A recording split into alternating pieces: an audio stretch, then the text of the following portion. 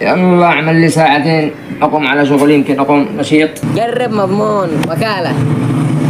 اتصل بعلي سرحان.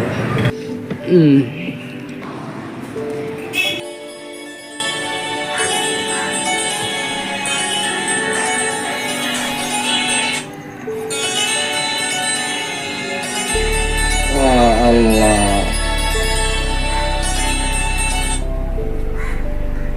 الو يا علي.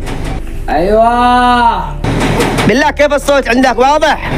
ايش من صوت يا عادل؟ خليني ارقد. يا علي انا اشتريت جوال مستعمل وقلت اشتي اجرب الصوت، ما رايك بالصوت؟ كيف الصوت واضح؟ ايوه واضح واضح. يلا مع السلامة. مع السلامة.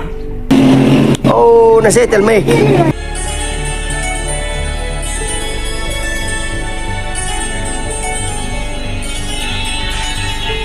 الله خارجنا من هذا عادل الرازم هذا.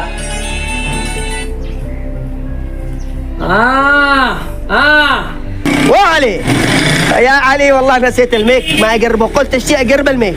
والله خارجنا انت والميك هذا. ايوه.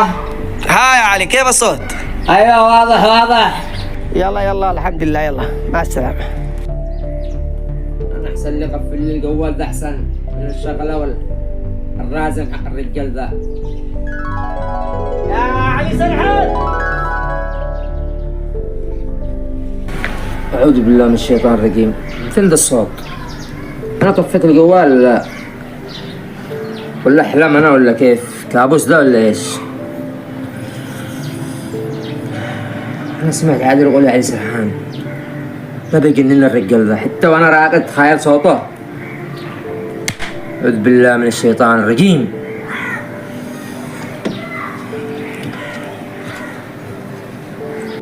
يا علي سرحان.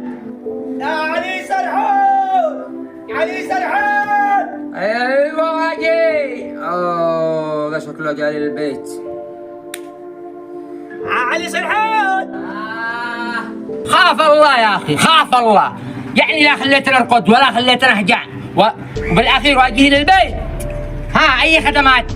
قلت اقرب الصوت حقي، ما رايك بالصوت؟ ها؟ تقرب صوتك؟ واجي للبيت تصيح تقيم الجيران تقول لي قرب صوتي؟ هيا راعي لي شارع اجيب حاجه وارجع تمام وبتكرر من عندك. علي مالك؟ صلي على النبي. ولا حاجه ولا في شيء. علي راقد له سنتين، ايش تسمع صوته؟ ايش تشوف انه مش حاط ولا لا؟